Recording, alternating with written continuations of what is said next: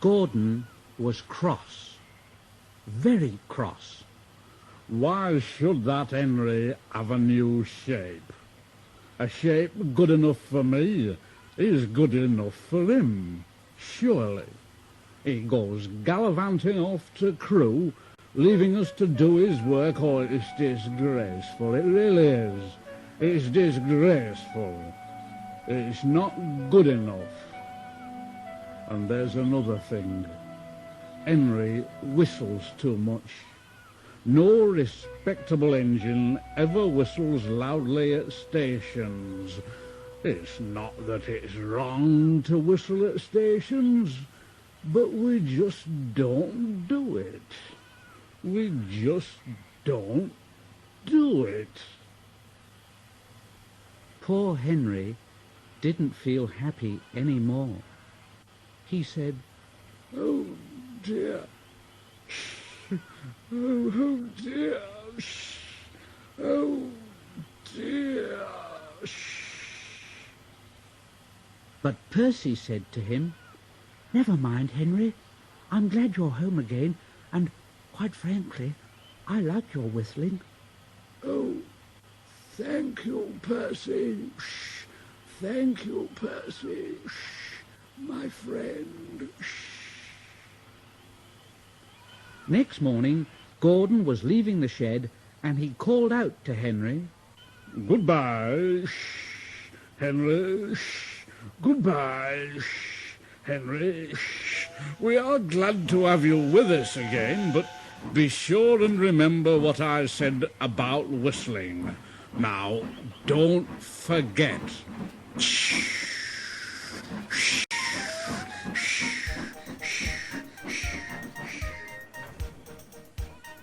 Later on, Henry took a slow train and presently stopped at Edward Station.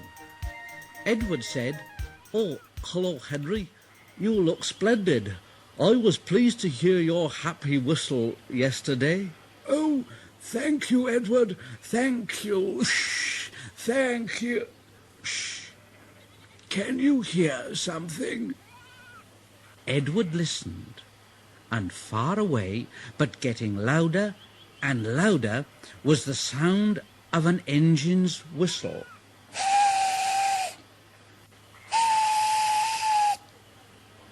Edward said, "Well, it sounds like Gordon, and it ought to be Gordon, but Gordon never whistles like that."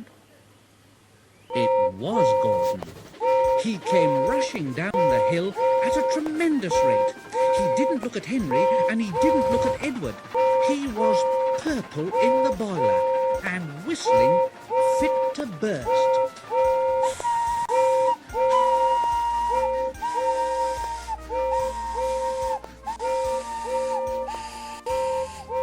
He screamed through the station and disappeared. "Well, what do you think of that, Henry?"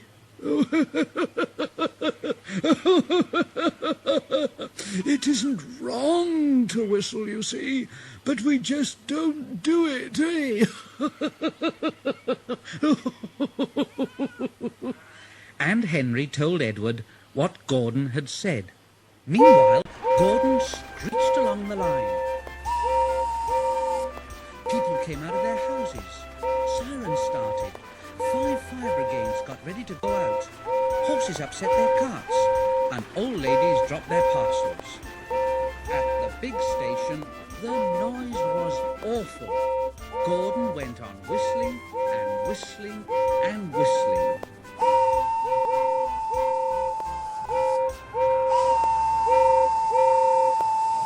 Porters and passengers held their ears. The fat controller held his ears too. He gave a lot of orders, but no one could hear them, and Gordon went on whistling. At last, the fat controller clambered into Gordon's cab. "Oh, take him away! Take him away! And stop that noise! Oh, dear! Oh, dear!" Poor Gordon. He couldn't stop whistling, and he puffed sadly away.